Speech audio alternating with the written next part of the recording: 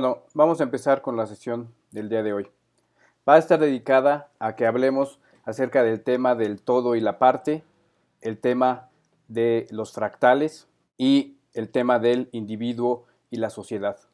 A final de cuentas, se refieren a lo mismo, a cómo se puede relacionar la totalidad con las partes que emergen en ella.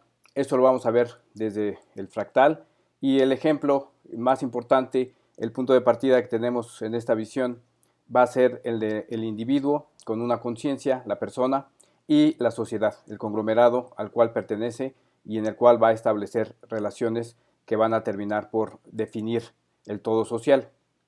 Bueno, lo primero que tenemos que hacer es señalar el estado de continuidad de todas las cosas, al cual estaremos regresando siempre para poder abordar cualquier elemento que estemos estudiando.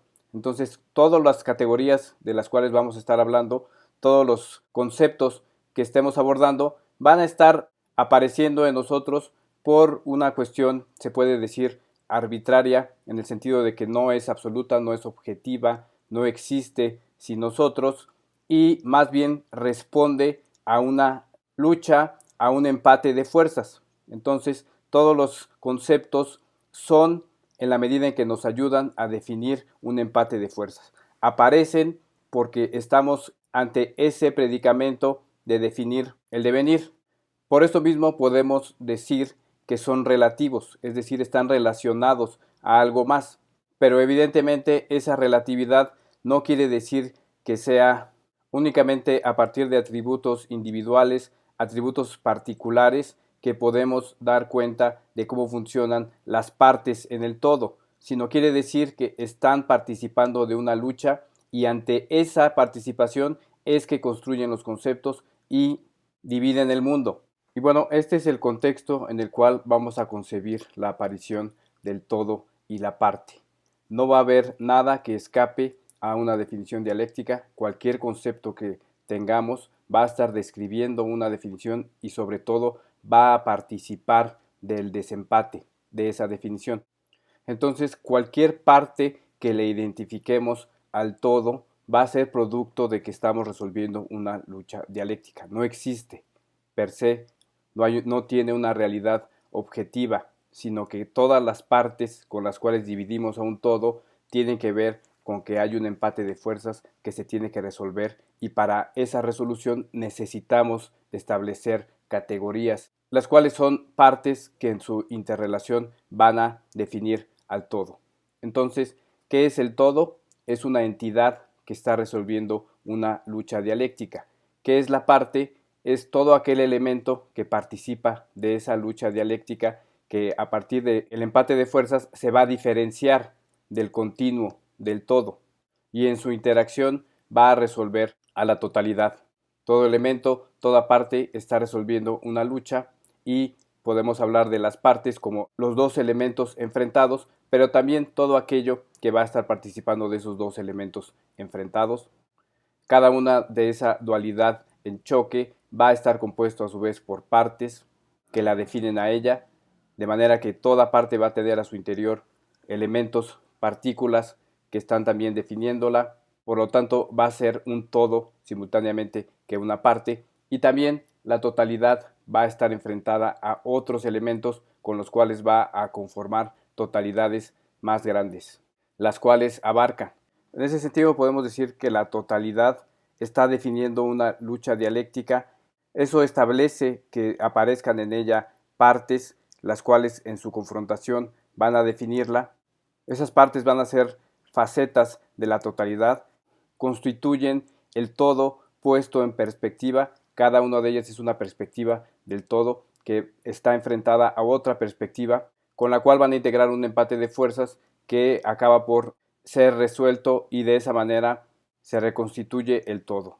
El todo, en todos los casos, va a estar resolviendo luchas dialécticas que se le presentan en su interrelación con otros todos, con otras unidades, las cuales van a constituir una totalidad. Si hablamos, por ejemplo, de la conciencia, podemos decir que su todo es el devenir y por lo tanto, al desarrollarse, resuelve luchas con las cuales se vincula con ese devenir y en el momento en que entra en un empate de fuerzas su totalidad, el devenir, entonces va a empezar a resolverlo a partir de las categorías con las cuales lo interioriza. Es importante recalcar que la conciencia es capaz de observarse. Eso quiere decir que accede a su propia totalidad, es capaz de verse en la interrelación con los demás, es decir, accede a su todo al mismo tiempo que toma decisiones de cómo desenvolverse en el todo, en el devenir. Esto es simultáneo. Por eso podemos decir que tiene interiorizado su devenir, y entonces esta serie de círculos concéntricos de todos que incluyen partes que a su vez interactúan con otras partes para formar todos más grandes, los cuales también tienen contrapartes y forman otros todos en niveles más abarcadores donde se expresa el devenir. En la conciencia vamos a tener también acceso a esa totalidad y la vamos a tener como una parte dentro de nosotros. Por lo tanto, en esos círculos concéntricos que se están abarcando, el nivel más superior, el nivel que abarca a todos los demás, también se va a poder acceder al interior de nosotros y por lo tanto va a constituir la parte más pequeña a la que podamos tener acceso, es decir, va a estar integrada en lo más interno, al mismo tiempo que abarca al conjunto de los elementos como un todo.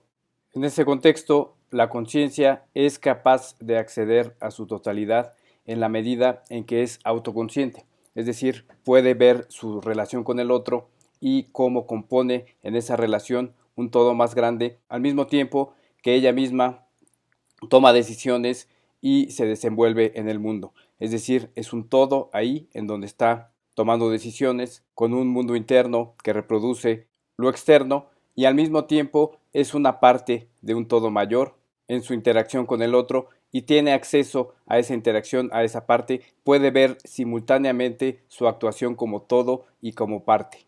La racionalidad en que es un todo se construye dialécticamente con la racionalidad con la cual es una parte. Ese es el circuito dialéctico. Y esto mismo hace que sean intercambiables el adentro y el afuera. A esto hacemos alusión cuando decimos que los círculos concéntricos de todos y partes, la totalidad va a estar incluida en la parte más interna. ¿Y cuál es el todo de la conciencia? Pues va a ser la sociedad y en sentido amplio el devenir, el cual se está reconfigurando, está llegando a diferentes arreglos de sus partes, las cuales llegan a un momento en que se van a empatar y es en ese instante en el que emplazan a la conciencia, cuando no están determinadas hacia algo, sino que llegan a un empate, lo cual va a diferenciar al devenir, le va a hacer que aparezcan categorías que la conciencia construye, por supuesto, a partir de lo que se encuentra en el todo social. Y tiene que ver, por supuesto, con las decisiones que ha tomado la conciencia en cuanto a todo, que define también el devenir, que es también el devenir de alguien más, del resto de la sociedad. Y todo esto va a ser atributo de conciencias y sociedades, es decir, que no se puede decir que hay una objetividad en lo que sucede, sino que esto se da a partir de la interrelación que tienen las cosas y de la manera en la cual nos vamos a vincular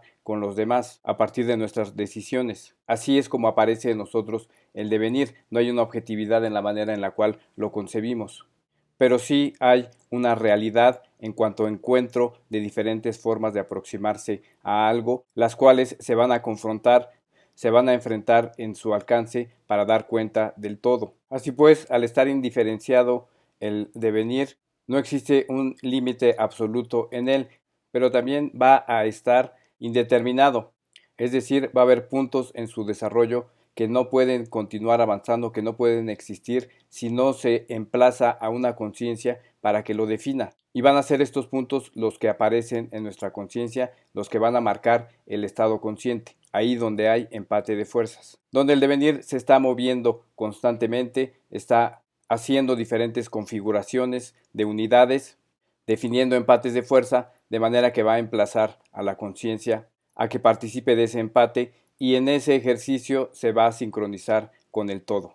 Y en ese contexto del todo y la parte, el ser humano puede acceder a las dos formas que tiene el modelo del todo y la parte. Simultáneamente ve su actuación como todo y como parte, definiéndose mutuamente. Y es eso lo que va a condicionar su participación en la totalidad y la configuración que hace para representar al todo.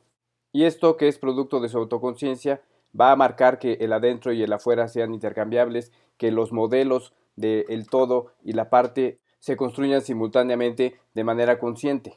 Entonces, más allá de esta división de todo y parte, también hay una forma de acceder a esto como unidades. Es decir, tanto la totalidad como la parte van a ser unidades que comparten el mismo patrón. Cualquier parte va a contener partes a su interior, cualquier todo va a ser parte de un todo mayor. Entonces se diluye y se relativiza lo absoluto que puede ser un todo y una parte, y más bien podemos acceder a ellos a partir de la continuidad. Es decir, va a ser una perspectiva lo que nos va a decir que aparezca un todo y aparezca una parte. Y en el sentido de que ambos van a ser unidades que van a compartir el mismo patrón, podemos hablar de que existe un fractal, es decir, que la parte va a tener las mismas características del todo y se va a integrar a él a partir de participar de lo indefinido que hay en el todo. Es en ese ejercicio que se van a sincronizar el todo y la parte, y por lo tanto va a haber un fractal. Ambas van a ser unidades similares que se construyen mutuamente en su interacción. En la forma en la cual tomamos decisiones va a definir cómo participamos del todo, y esto va a condicionar cómo se reproduce la totalidad hacia dentro de nosotros. Entonces, la noción de fractal va a describir cómo hay una similitud entre una conciencia, entre una parte y la totalidad, en este caso como puede ser la sociedad. Pero esta similitud no nada más es como una copia o una reproducción sin más, sino se da a partir de la participación que tiene la conciencia al definir el empate de fuerzas del devenir. Con cada definición va relacionándose de una manera diferente con la totalidad, y esa relación va a marcar cómo reproduce el todo. Como dijimos, la realidad no es algo estático, el devenir no está fijo, sino que está en continua actualización, que se da a partir de las interpretaciones que tienen las partes y cómo esas interpretaciones conducen a una práctica concreta en la interacción de las personas. Por lo tanto, el todo no se copia sin más, sino que más bien se hace una apuesta sobre cómo es, y eso es definido en el devenir, y esto regresa a la conciencia, la cual establece el alcance de sus representaciones y las va actualizando constantemente.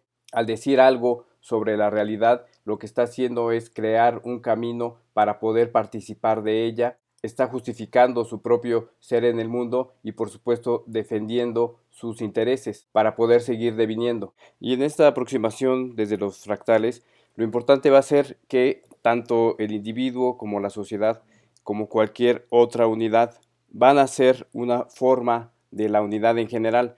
Por lo tanto, no es tanto que uno reproduzca al otro, sino que ambos son expresiones de la unidad.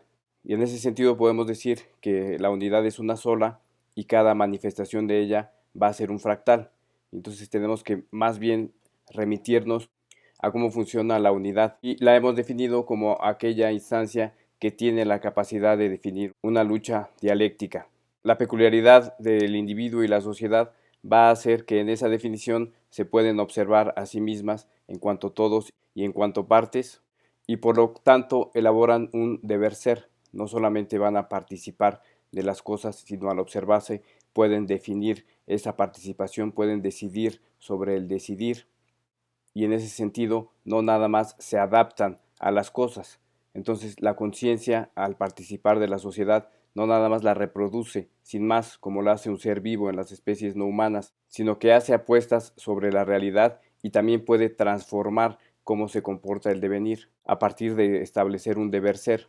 Pues recordemos que el devenir se encuentra hacia adentro de ella en cuanto se puede ver, y puede establecer cómo se desarrolla, siendo lo importante que no únicamente puede seguir sus reglas, adaptarse a ellas, sino también tiene la posibilidad de, a partir de su deber ser, cambiar la forma en la que funciona el devenir, cambiar la realidad. Entonces no copia el todo, no copia la realidad, sino que la reproduce, la integra, y a partir de esto la define, y en este proceso y en los grupos que forma puede transformar la manera en la cual se expresa, lo cual es propiamente humano y está presente en toda nuestra historia. Muchas veces se piensa que es difícil transformar la realidad, que es difícil transformar el mundo, que tiene ciertas tendencias, pero más bien lo que es difícil es hacer que permanezca igual que antes de que nosotros hiciéramos una configuración, una representación con respecto a ella. La realidad vuelve a nacer, se expresa, se configura totalmente con cada sociedad y con cada conciencia. Y por esto se puede transformar y no únicamente nos adaptamos a la realidad. En cuanto contamos con un deber ser que nos permite acceder al todo y a la parte y a la unidad en general, de la cual son expresión tanto individuo como sociedad. Por lo tanto, van a ser categorías teóricas que nos van a ser útiles para dar cuenta de la relación que hay entre nosotros y el afuera.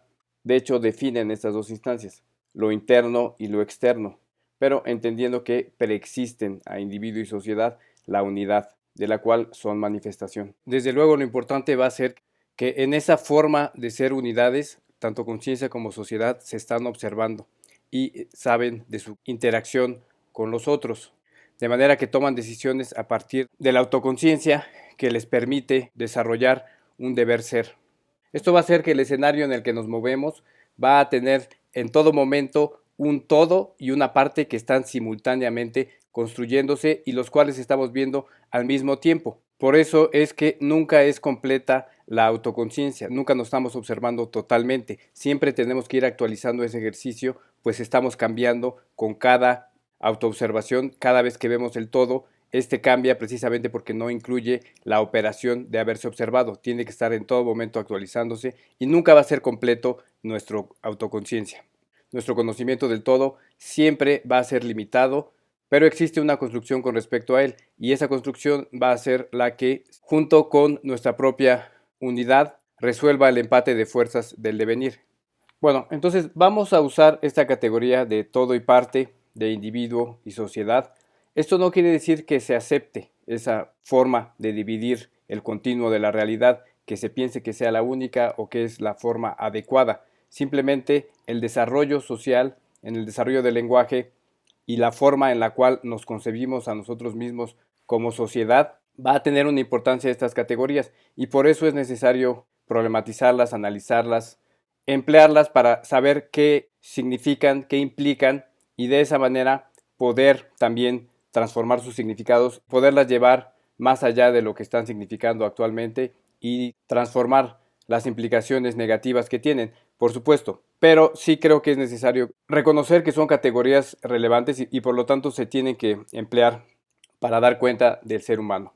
De manera que en esta aproximación a la conciencia buscamos la transformación de la sociedad, que se reconfiguren los conceptos, que se redefinan, que cambiemos su uso y que creemos nuevos también, desde luego, para que se pueda avanzar en las grandes problemáticas sociales, pero esto no se da por decreto, es decir, no se trata de abolir los conceptos desde la academia o desde alguna posición en particular, sino se trata de problematizar lo que hay, entenderlo como una tesis, algo que existe en la sociedad, algo que se plantea, a lo cual podemos oponer una antítesis, podemos generar síntesis a partir de ese ejercicio y también tenemos que responder las preguntas que responden esos conceptos que ya existen, como por ejemplo el individuo, que es un concepto muy criticado que se busca cambiar. Sí, en eso podemos estar de acuerdo, pero no se trata de negar su existencia. Al final de cuentas, en el sentido común opera esa categoría, en la forma en la cual nos vinculamos, opera plenamente esa categoría, en la manera en la cual se crean los grupos sociales, en la cual se socializa a la gente. Vemos que ha ido en aumento, precisamente una característica de la modernidad es el aumento del individualismo y es precisamente el individualismo producto de la forma en la cual configuramos a las personas, configuramos el todo social y configuramos las partes que lo componen. Es decir, históricamente la modernidad ha implicado que se dé un mayor valor a lo que hace el individuo y la realización del propio individuo respecto a lo que se hace en la sociedad. Esto no necesariamente tiene únicamente implicaciones negativas. Desde luego, por ejemplo, en la responsabilidad de lo que se hace, creo que todos abogaríamos porque esto se dé de manera individual y es una de las razones por las cuales se desarrolló la noción de individuo, para que no hubiera un castigo, por ejemplo, a los pueblos por lo que hacían unos cuantos o a las familias. Esto es necesario. O sea, la distinción que se hace en la continuidad del todo y que nos crea un individuo, no necesariamente trae aparejado el individualismo, el hecho de que nos diferenciemos de los demás, que establezcamos una responsabilidad individual, no quiere decir que valoremos más nuestra propia individualidad que las de otras personas. Esto es una degeneración de la distinción entre individuo y sociedad. Es un vicio al que han caído las sociedades modernas, pero esto no se da de manera necesaria. Como todas las decisiones que se tienen, estas no implican un antagonismo entre sus partes, que entren en conflicto, que se favorezcan unas por encima de otras. Todo esto es una construcción que tiene que ver con el antagonismo general de la sociedad, el cual nos pone a competir, el cual no permite diferentes racionalidades, sino sojuzga una racionalidad. Esto es una dicotomía, en el sentido de que es una tesis contra una antítesis, donde siempre se impone la tesis, pero emerge una vez más la antítesis, porque al final son personas, son formas de ver el mundo, son racionalidades que tienen un porqué, que van a tener un motivo, un deber ser incluso, y por eso se van a estar oponiendo continuamente, y en las sociedades modernas no se ha logrado trascender esa dicotomía. Se ha pasado de diferentes tipos de opresión, como puede ser en el feudalismo, en el servilismo, etcétera, a nuevas formas de oprimir, donde una racionalidad existe a condición de pasar sobre otra, donde no se ha logrado integrar las energías de las dos racionalidades en una síntesis que supere ese antagonismo. Y esto es coincidente con lo que sucede en la relación que hay entre individuo y sociedad, es decir, como sujetos de la modernidad tendemos a tomar decisiones donde ante el empate de fuerzas entre individuo y sociedad, el cual es excepcional en cuanto son fractales uno del otro, pero sí existe, se favorece en la mayoría de los casos al propio individuo. Se favorece lo que conviene al propio individuo sin importar lo que sucede en el todo social. De manera que, de hecho, en el sentido estricto, no es una actitud que favorezca al individuo, sino es a uno mismo, a la persona que está tomando decisiones como acto egoísta. Si fuera un individualismo sin más, podríamos decir que también se favorecería a otro individuo frente a la sociedad, pero como práctica reprensible, perniciosa para la sociedad, lo que se hace es tener en realidad dos criterios, los cuales son antagónicos y aún así se emplean por las personas que componemos las sociedades modernas. Y aplicamos esos dos criterios siempre que nos favorezca a nosotros en cuanto individuos. Entonces, como en toda categoría social, lo importante no va a ser tanto la diferenciación, la cual también puede ser cuestionable, sino la manera en que las categorías van a representar criterios antagónicos, donde se discrimine a uno, por ejemplo, donde se favorezca nada más una de las partes y se establezcan relaciones de opresión. Eso sucede desde luego con el individualismo moderno y de esto vamos a seguir hablando en la siguiente sesión del seminario.